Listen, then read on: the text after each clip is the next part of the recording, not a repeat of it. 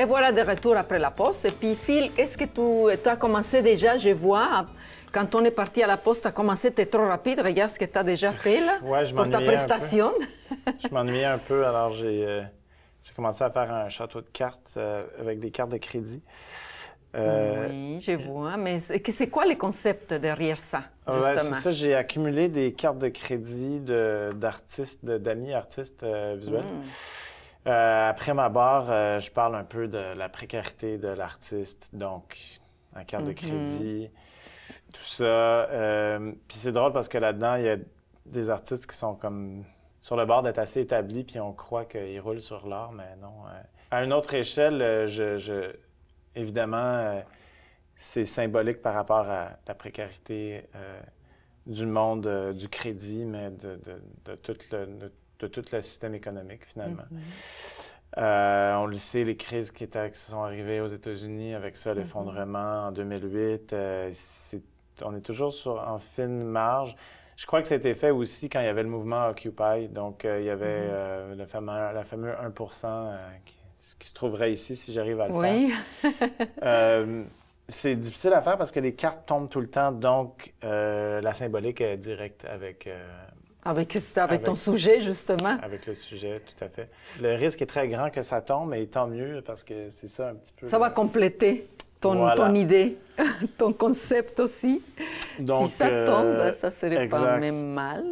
J'ai vu que tu travaillais beaucoup en collaboration avec les autres personnes. Est-ce que ça te gêne de partager parfois? Parce qu'il faut partager parfois avec les autres artistes.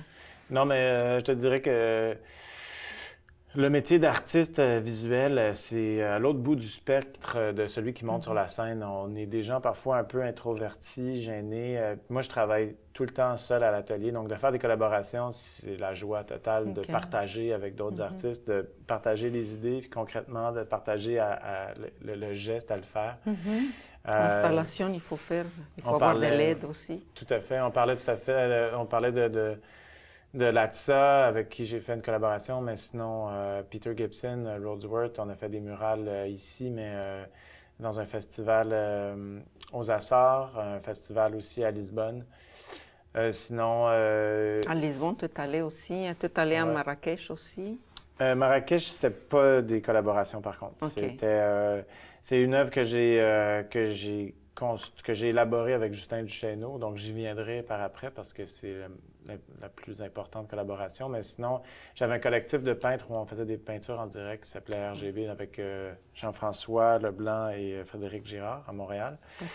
Et puis, ben c'est ça. Sinon, j'en oublie, là, il y en a eu d'autres, mais sinon, les plus importantes, c'est Justin Duchesneau qui est architecte. Donc, les grandes installations des dernières années, Forêt, Courtepointe,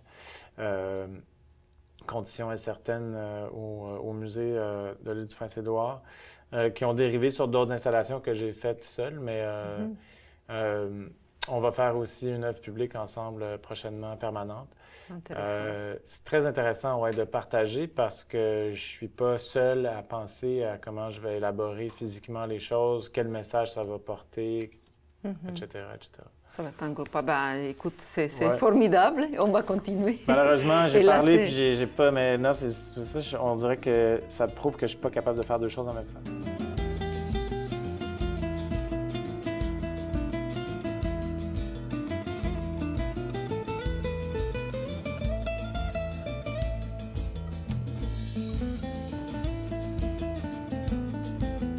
Pour revoir la prestation de notre invité ou pour voir des extraits inédits, visitez notre site web, devenez fan de notre page Facebook ou suivez-nous sur YouTube.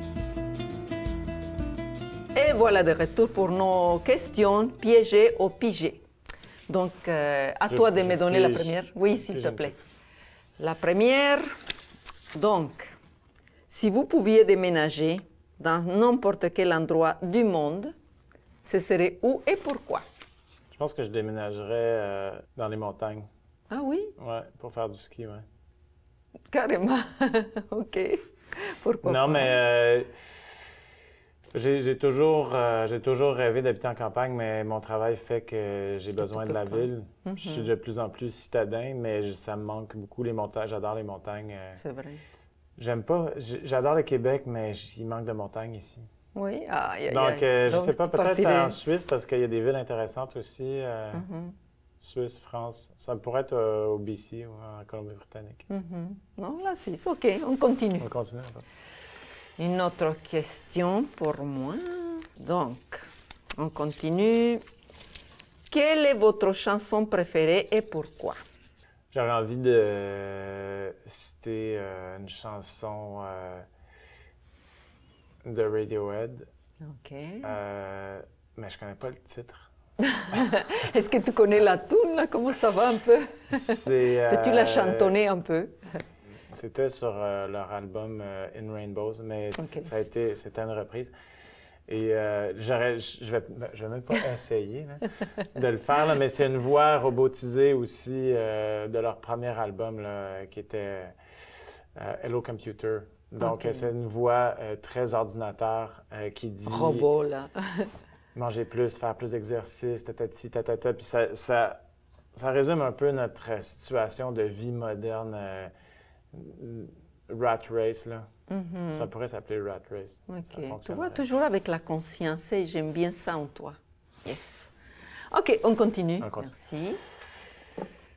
C'est quoi? Merci beaucoup. Donc, quel attachement avez-vous avec Montréal?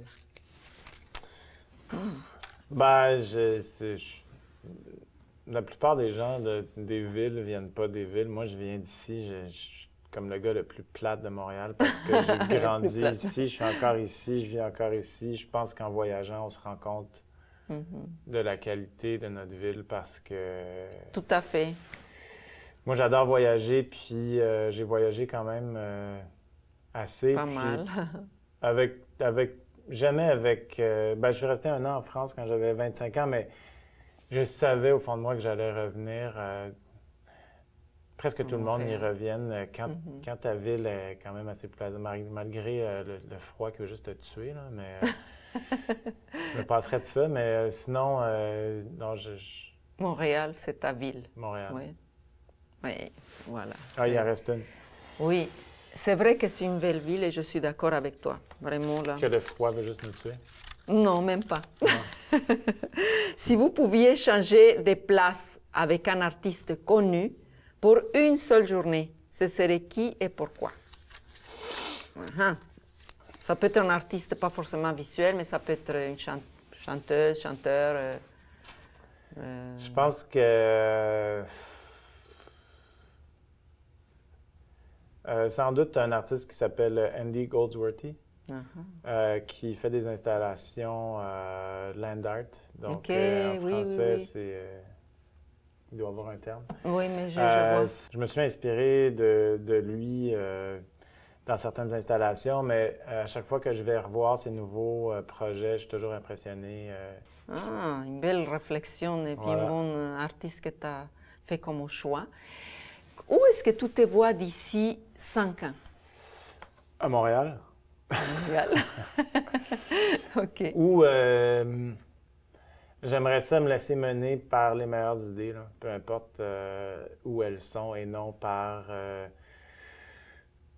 des projets qui me feraient faire plus d'argent, disons. C'est facile de se laisser prendre dans le piège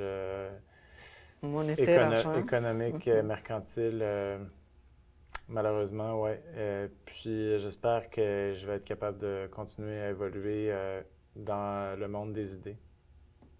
Merci. C'est très beau ce que tu dis, là. Bravo. Je te souhaite toute la meilleure trajectoire possible pour toi. Continue ton beau travail. Merci bien. Et puis, ce fut un plaisir, un vrai régal de t'avoir ici, mais le temps file, il faut qu'on parte. Cher public, à la prochaine.